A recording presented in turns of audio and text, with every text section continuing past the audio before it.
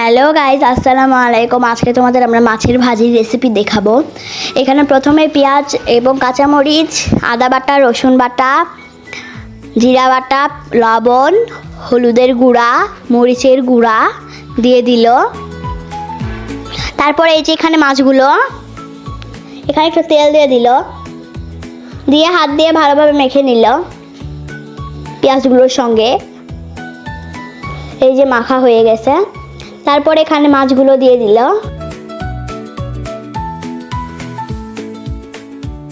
দিয়ে আবারও হাত দিয়ে মেখে নিল ভালো করে মশলাগুলোর সঙ্গে। তারপর এখানে পানি দিয়ে আবার একটু তেল দিয়ে দিল, দিয়ে ঢেকে রাখলো। এখানে আমাদের ভাজির বলক উঠে গেছে। এখানে আমাদের ভাজির পানি সব মরে গেছে।